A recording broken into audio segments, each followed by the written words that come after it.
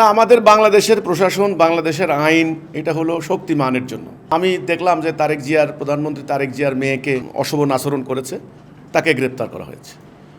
তো এর আগেও দেখলাম শেখ হাসিনার বিরুদ্ধে, শেখ হাসিনার ফ্যামিলির বিরুদ্ধে, শেখ মুজিব সাহেবের বিরুদ্ধে, ওনাদের বিরুদ্ধে কথা বললে ওনারা আইন করে ধরে নিয়ে আসতেন।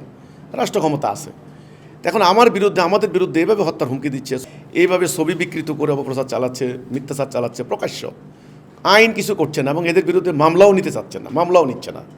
কারণ দুই এক জায়গায় মামলা নিলে তারা হুমকি দামকি দিচ্ছে, উকিলরা ভয় পায়। উকিলদের কথা হলো হুজুরদের বিরুদ্ধে মামলা নেওয়া যাবে না। তো এই যে একটা আতঙ্ক, একটা ভয়ের কাছে সবাই সারেন্ডার করেছে। এই ভয়ের কাছে সারেন্ডার করেছে উকিলরা, এই ভয়ের কাছে সারেন্ডার করেছে সবাই। আইনশৃঙ্খলা বাহিনী পর্যন্ত ভয়ে এদের মামলা নিতে চায় না। তো আমি মনে করি ভয়ের উপর দীর্ঘদিন তারা বেঁচে থাকতে পারবে না।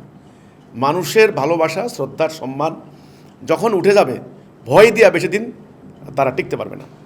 তো এই হলো কথাটা, এটা দুঃখজনক। আইনের সুরক্ষা পাওয়ার অধিকার আমি মনে করি সকলের আছে, আমাদেরও আছে। ওরা আমাদের বিরুদ্ধে হুমকি দিচ্ছে, আমি বলবো সরকারকে, আইনশৃঙ্খলা বাহিনীকে, প্রশাসনকে, আদালতকে যে আমাদের বিরুদ্ধে আইনের সুরক্ষা দেওয়া হোক, এদের বিরুদ্ধে আইনগত যথাযথ ব্যবস্থা নেওয়া হোক। এছাড়া আমি আর কি বলতে পারি।